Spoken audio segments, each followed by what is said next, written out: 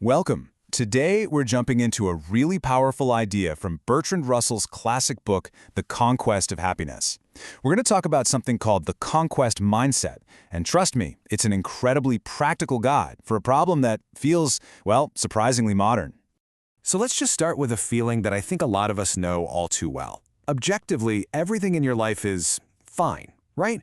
You've got a roof over your head, food to eat, your health is okay, but you're just not happy. You're not in some big crisis. You're just stuck in this low-grade funk that you can't quite put your finger on, and you just can't seem to shake. You know, Russell actually had a name for this. He called it ordinary, day-to-day unhappiness. And that's the key. It's not about some major tragedy, but this quiet, nagging feeling of discontent that so many of us in our modern lives seem to carry around.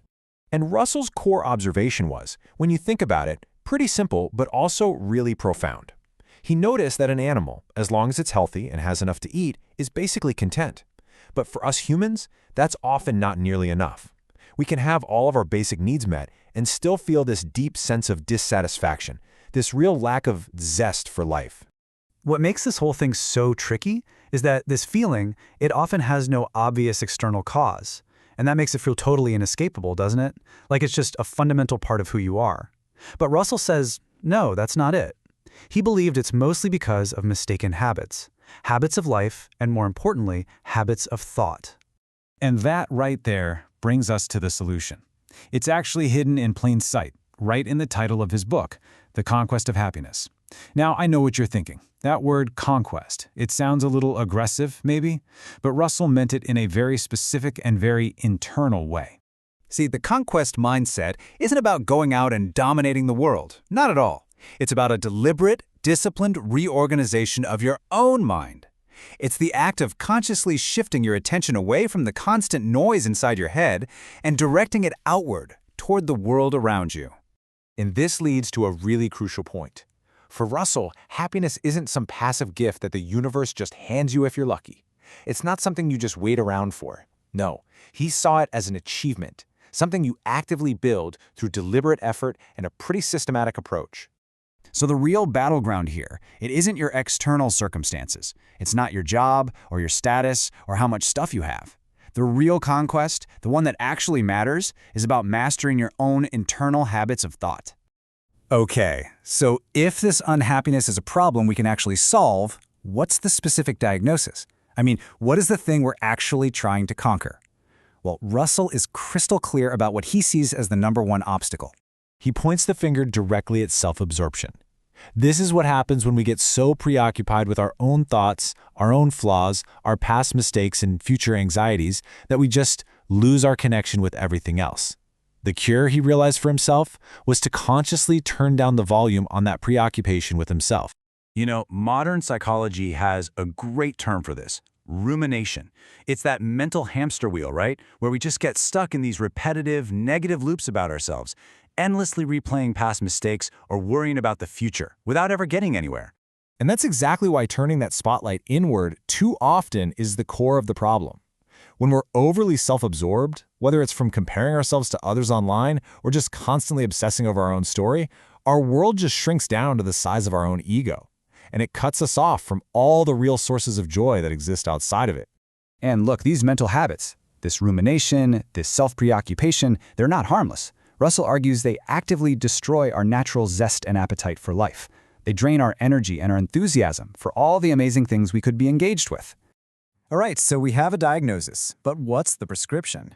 Well, Russell's whole philosophy can really be broken down into a simple, actionable, 3-part method to get us from that self-absorption to genuine engagement with the world. First up, we diagnose. We have to become almost like scientists of our own minds, to identify the specific patterns of thought that are keeping us stuck. Second, we redirect. This is the active part, where you consciously shift your focus from all that inner noise and point it outward. And third, we practice. We build this new way of thinking, one small, consistent action at a time. And I've got to say, that second step, redirection, that is the absolute heart of this entire process. It's all about learning to consciously move the spotlight of your attention from your own feelings and worries to things outside of you, to other people, to hobbies, to interesting ideas, literally anything that exists outside of yourself. Now, it's one thing to talk about this method in theory, right? But how can you actually start using it, like right now, in a way that's simple and practical? So here's a little mini practice you can try today. Let's just call it the Conquest Check-In. At some point today, just pause. Find one small, specific thing outside of yourself. It could be the shape of a cloud, the texture of a brick wall, maybe the sound of a conversation happening nearby. And for just 1 minute, give it your full, undivided attention. Just observe it. No judgment. Now, the goal of this little exercise isn't to solve all your problems in 60 seconds. Of course not. It's simply to practice the fundamental skill of the conquest mindset, redirecting your focus. It's all about getting a feel for what it's like to move that spotlight from your inner world to the external one.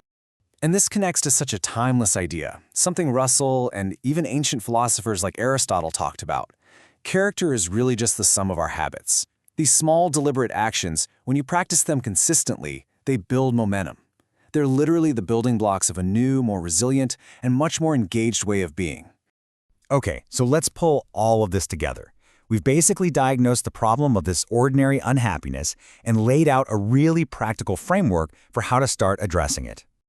So we start with diagnosis, right?